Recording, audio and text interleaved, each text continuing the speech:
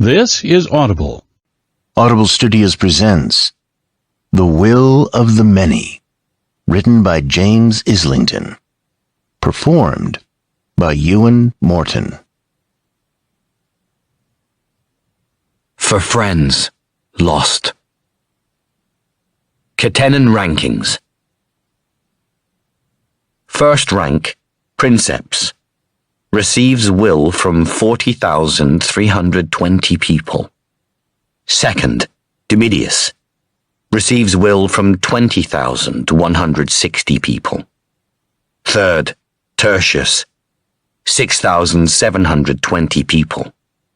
Fourth, Quartus. 1,680 people. Fifth, Quintus. 336 people. Sixth, Sextus. 56 people. Seventh, Septimus. 8 people. Eighth, Octavus. Receives will from none. Imperium Sine Fine. Part 1. 1. I am dangling, and it is only my father's blood-slicked grip around my wrist that stops me from falling.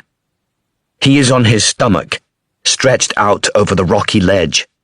His muscles are corded. Sticky red covers his face, his arms, his clothes, everything I can see. Yet I know he can pull me up. I do everything I can not to struggle. I trust him to save me. He looks over my shoulder, into the inky black, into the darkness that is to come. Courage, he whispers. He pours heartbreak and hope into the word. He lets go. I know I'm always telling you to think before you act, says the craggy-faced man slouching across the board from me. But for the game to progress, you do actually have to move a goddamn stone. I rip my preoccupied gaze from the cold silver that's streaming through the sole-barred window in the guardroom. Give my opponent the best irritated glare to cover the sickly swell of memory, then force my focus again to the polished white and red triangles between us. The pieces glint dully in the light of the low-burning lantern that sits on the shelf, barely illuminating our contest better than the early evening's glow from outside. You all right? Fine. I see Rolf's bushy grey eyebrows twitch in the corner of my vision. I'm fine, old man. Just thinking. Sappers haven't got me yet.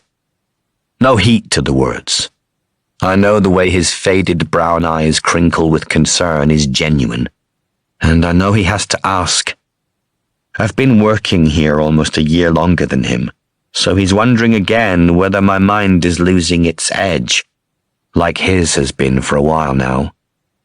I ignore his worry and assess the foundation board, calculating what the new red formation on the far side means. A feint, I realize immediately. I ignore it, shift 3 of my white pieces in quick succession and ensure the win. Rolf likes to boast about how he once defeated a Magnus Quartus, but against me it's never a fair match.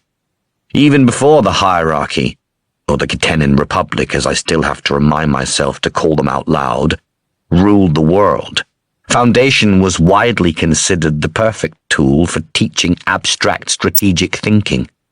My father ensured I was exposed to it young, often, and against the very best players. Rolf glowers at the board, then me, then at the board again. Lost concentration. You took too long.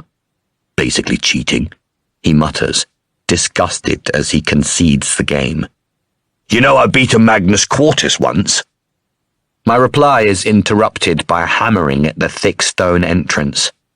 Rolf and I stand, game forgotten. Our shift isn't meant to change for hours yet. Identify yourself, calls Rolf sharply as I step across to the window.